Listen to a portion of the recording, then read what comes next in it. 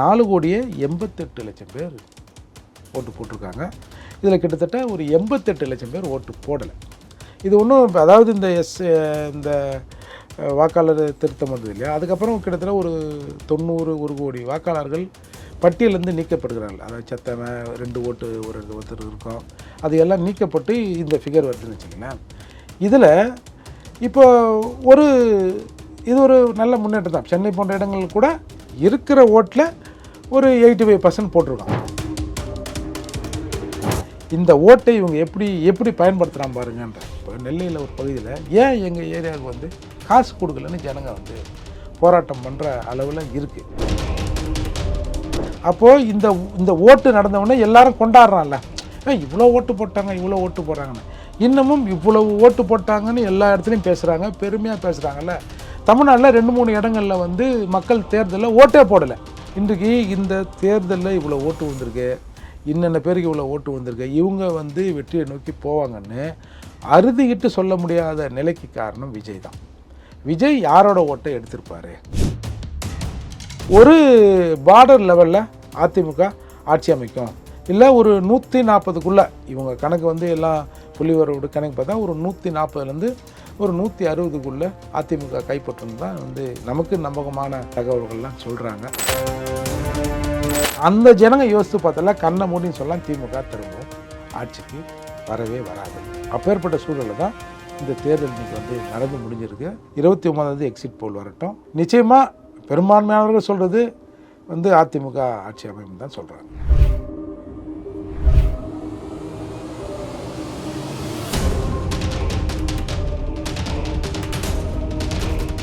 Real one உறவுகளே, நடுநிலையோடு பொறுப்புடன் செய்திகளை வழங்கி பல லட்சக்கணக்கான மக்களின் நம்பிக்கையை பெற்ற நமது சேனல் வளர்ச்சிக்கு உங்கள் ஆதரவு தேவை. இந்த ஊடக பயணம் தொடர்ந்து வலுப்பெற திரையில் தெரியும் QR கோட் ஸ்கேன் செய்தோ அல்லது டிஸ்கிரிப்ஷனில் உள்ள வங்கி விவரங்கள் மூலம் உங்களால் முடிந்த அளவு சப்போர்ட் செய்யுங்கள். உங்கள் ஒவ்வொரு ஆதரவும் நமது குரலை இன்னும் பல லட்சம் பேரிடம் கொண்டு செல்ல உதவும். ரியல் ஒன் நேயர்களுக்கு வணக்கம். இன்று நம்மளுடைய நேர்காணலுக்கு வழக்கறிஞர், புரட்சி தமிழகம் பறையர் பேரவை திரு ஏர்போர்ட் மூர்த்தி அவர்கள் இணைஞ்சிருக்காங்க. சார் வணக்கம். சார், இப்போ இந்த 26 சட்டமன்ற தேர்தல் முடிந்ததன் பிறகு கள நிலவரங்கள் உங்களுக்கு என்ன உணர்த்துது? நம்ம நேயர்களுக்கு புரியுற மாதிரி கொஞ்சம் ஷார்ட் அண்ட் ஸ்வீட்டாக சொல்லிட்டீங்கன்னா. இந்த தேர்தலுங்கிறதுங்க இப்போ எல்லாரும் சொல்கிறாங்க வந்து சதவீத அடிப்படையில் கூடியிருக்கு அப்படிலாம் சொல்லி, இது வந்து அரசுக்கு எதிரான மனநிலை அப்படின்னு சொல்கிறாங்க. உங்களுக்கு வந்து மொத்தமாகவே தமிழ்நாட்டில் வந்து 5,73,00,000 ஓட்டு இருக்குது. அதில் ஆண்கள் வந்து 2,80,00,000, பெண்கள் வந்து 2,93,00,000. இதுலேயும் பெண்கள் தான் அதிகமாக இருக்கிறாங்க. வந்து 3ஆம் பாலினம் 7,725 பேர் இருக்காங்க. முதல் முறை வாக்காளர்கள், ஃபஸ்ட் டைம் ஓட்டர்ஸ்ன்றவங்க ஒரு 14.5 லட்சம் பேர் இதில் இருக்கிறாங்க. அப்போ இந்த தேர்தலில் வந்து 4,88,00,000 பேர் ஓட்டு போட்டிருக்காங்க. இதில் கிட்டத்தட்ட ஒரு 88,00,000 பேர் ஓட்டு போடலை. இது ஒன்றும் அதாவது இந்த வாக்காளர் திருத்தம் வந்தது இல்லையா, அதுக்கப்புறம் கிட்டத்தட்ட ஒரு 90 கோடி வாக்காளர்கள் பட்டியலேருந்து நீக்கப்படுகிறார்கள். அதாவது சத்தவன் 2 ஓட்டு ஒரு ஒருத்தர் இருக்கும், அது எல்லாம் நீக்கப்பட்டு இந்த ஃபிகர் வருதுன்னு வச்சுங்களேன். இதில் இப்போ இது ஒரு நல்ல முன்னேற்றம் தான். சென்னை போன்ற இடங்கள் கூட இருக்கிற ஓட்டில் ஒரு 85% போட்டிருக்கான். அந்த எண்ணிக்கையில் அது குறைஞ்சிருந்தாலும் இருக்கிறதுல ஒரு 85% ஓட்டு போட்டாங்க. இந்த ஓட்டுங்கிறது வந்துங்க, இப்போ நீங்கள் இப்போ எல்லா கட்சிகளுமே இலவசங்களை சொல்கிறோம். இந்த ஓட்டு சாதாரணமாக நான் சொல்லுவேன், இந்த ஓட்டு வந்து முதல்ல இந்தியாவிலேயே படித்தவன் சொத்து வரி கட்டுறவனுக்கு மட்டும்தான் ஓட்டு இருந்தது. அதுக்கப்புறம் வந்து பெண்களுக்கான ஓட்டு தரணும் அப்படின்னு முடிவு பண்ணி சென்னையும் மும்பை மாகாணத்திலும் முதல்ல பெண்களுக்கான ஓட்டு தராங்க. அதுக்கப்புறம் வந்து 1950 இந்தியா குடியரசான பிறகு தான் அம்பேத்கர் தான் இந்திய அரசியல் சட்டத்தில் எல்லாருக்கும் ஓட்டுறான். 21 வயசு வரை தான் எல்லாருக்கும் ஓட்டு போடணுன்ற உரிமையை வாங்கி தந்தார். ஆனால் அந்த உரிமை இன்றைக்கி எப்படி மக்களால் பயன்படுத்தப்படுகிறதுன்னா, உண்மையிலே அம்பேத்கர் இருந்தார்னா வெட்கி தலை குனிவார். என்னடா இந்த ஜனங்க இவ்வளவு ஆண்டு காலம் ஆகியும் இப்படி இருக்கிறாங்களே, அம்பேத்கர் தன்னைத்தானே நொந்து கொள்வார். இது என்ன சொல்ல வரீங்க இதில்? ஏன்னா இந்த ஓட்டை இவங்க எப்படி எப்படி பயன்படுத்துகிறான் பாருங்கன்ற. இப்போ நெல்லையில் ஒரு பகுதியில் ஏன் எங்கள் ஏரியாவுக்கு வந்து காசு கொடுக்கலன்னு ஜனங்க வந்து போராட்டம் பண்ணுற அளவில் இருக்குது. அப்போது இந்த ஓட்டு நடந்தவுடனே எல்லாரும் கொண்டாடுறான்ல, இவ்வளோ ஓட்டு போட்டாங்க இவ்வளோ ஓட்டு போடுறாங்கன்னு. இன்னமும் இவ்வளவு ஓட்டு போட்டாங்கன்னு எல்லா இடத்துலையும் பேசுகிறாங்க, பெருமையாக பேசுகிறாங்கல்ல. தமிழ்நாட்டில் 2-3 இடங்களில் வந்து மக்கள் தேர்தலில் ஓட்டே போடலை. இதுக்கு என்ன பதில் சொல்ல போகிறானோ? இதை ஒருத்தனாவது பேசினானா? வெங்கவே இல்லை. ஏன் நாங்களே வந்து பீத்தனியை குடித்தோம், நாங்களே இன்னலுக்குள்ளானோம், எங்கள் மேலேயே கேஸை போட்டு எங்காலேயே அக்யூஷன் சொல்லி மொத்தமாக எங்களை எல்லாரும் அசிங்கப்படுத்துறீங்க அப்படின்னு அந்த ஊர் மக்கள் ஓட்டு போடல. பெரும்பத்தில் அதே மாதிரி இப்போ இந்த கொலை நடந்ததில்ல, அந்த ஊர்க்காரங்களும் தேர்தல் புறக்கணிப்பு பண்ணாங்க.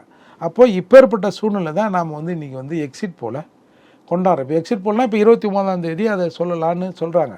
இன்றைக்கு இந்த தேர்தலில் இவ்வளோ ஓட்டு விழுந்திருக்கு, இன்னென்ன பேருக்கு இவ்வளோ ஓட்டு விழுந்திருக்கு, இவங்க வந்து வெற்றியை நோக்கி போவாங்கன்னு அறுதிக்கிட்டு சொல்ல முடியாத நிலைக்கு காரணம் விஜய் தான். விஜய் யாரோட ஓட்டை எடுத்திருப்பார், யாருக்கு இது பாதிப்பு நடக்கும் அப்படின்னு ஒரு ஃபேக்ட் இருக்குது. இப்போது விஜய் என்ற ஒரு ஃபேக்ட் இல்லைன்னு வச்சுங்க, அதிமுக திமுக நிச்சயமாக அதிமுக 100% மிகப்பெரிய அசுர பலத்தோடு ஆட்சி அமைக்கும்னு நம்ம வந்து ப்ரொடெக்ட் பண்ணி சொல்லிடலாம். இப்போ இந்த சூழலில் ஒரு பார்டர் லெவலில் அதிமுக ஆட்சி அமைக்கும், இல்லை ஒரு 140க்குள்ளே இவங்க கணக்கு வந்து எல்லாம் புள்ளிவரோட கணக்கு பார்த்தா ஒரு 140லேருந்து ஒரு 160க்குள்ளே அதிமுக கைப்பற்றணும் தான் வந்து நமக்கு நம்பகமான தகவல்கள்லாம் சொல்கிறாங்க. அதால் அந்த முடிவு அதை நோக்கி தான் போகணும்னு நானும் நினைக்கிறேன். ஏன்னா வந்து இப்போ ஏற்கனவே திமுக ஒரு சதுரங்க வேட்டை வாக்குறுதியை கொடுத்தாங்க. ஒரு 505 வாக்குறுதி கொடுத்து அதில் வந்து 13% தான் நிறைவேற்றிருக்கிறாங்க. அப்போது அந்த காலத்தில் சட்டமன்ற தேர்தல் நடக்கிறப்போ இந்த தமிழ்நாட்டில் இருக்கிற மக்களுக்கு எந்தெந்த செக்டாருக்கு என்னென்ன தேவை, அவங்களோட டிமாண்ட் என்னன்னு பார்த்து அதெல்லாம் கொஞ்சம் விவரமாக தான் திமுக செஞ்சது. நம்ம வந்து அதை வந்து பாராட்ட தான் வேணும். அப்போ யார் யாருக்கு என்னென்ன டிமாண்ட் இருக்குன்னு பார்த்து அந்த டிமாண்டை நாங்கள் வந்து செஞ்சு கொடுத்துருவோம் அப்படின்னு ஒரு தேர்தல் வாக்குறுதியை நிறைவேற்றுறாங்க. அந்த யாராருக்கெல்லாம் என்ன வேணும் இதை நாங்கள் செய்யணும்னு சொன்னாங்கல்ல, அந்த ஜனங்க யோசித்து பார்த்தால கண்ணை மூடின்னு சொல்லலாம் திமுக திரும்பவும் ஆட்சிக்கு வரவே வராதுன்னு. அப்பேற்பட்ட சூழலில் தான் இந்த தேர்தல் இன்றைக்கி வந்து நடந்து முடிஞ்சிருக்கு. 29ஆம் எக்ஸிட் போல் வரட்டும். நிச்சயமாக பெரும்பான்மையானவர்கள் சொல்கிறது வந்து அதிமுக ஆட்சி அமையும் தான் சொல்கிறாங்க. ஓகே சார், பல விஷயங்கள் பேசியிருக்கோம். நேரத்துக்கு ரொம்ப நன்றி. ரியல் ஒன் உறவுகளே, நடுநிலையோடு பொறுப்புடன் செய்திகளை வழங்கி பல லட்சக்கணக்கான மக்களின் நம்பிக்கையை பெற்ற நமது சேனலின் வளர்ச்சிக்கு உங்கள் ஆதரவு தேவை. இந்த ஊடக பயணம் தொடர்ந்து வலுப்பெற திரையில் தெரியும் QR கோட் ஸ்கேன் செய்தோ அல்லது டிஸ்கிரிப்ஷனில் உள்ள வங்கி விவரங்கள் மூலம் உங்களால் முடிந்த அளவு சப்போர்ட் செய்யுங்கள். உங்கள் ஒவ்வொரு ஆதரவும் நமது குரலை இன்னும் பல லட்சம் பேரிடம் கொண்டு செல்ல உதவும். இன்னும் அதிக மக்களை சென்றடைய வேண்டுமா? இன்றைய டிஜிட்டல் உலகில் சரியான ப்ரமோஷன் தான் வெற்றியின் முதல் படி. தமிழகம் முழுவதும் பல லட்சக்கணக்கான பார்வையாளர்களை தினமும் சென்றடையும் ரியல் ஒன் யூடியூப் சேனல்களில் உங்கள் பிசினஸ் இனி எல்லோரும் அறியட்டும். குறைந்த செலவில் அதிக ரீச். உங்கள் பிராண்டுக்கு நம்பிக்கையும் வளர்ச்சியும் சேர்க்க இன்றே எங்களை தொடர்பு கொள்ளுங்கள். 9280087164.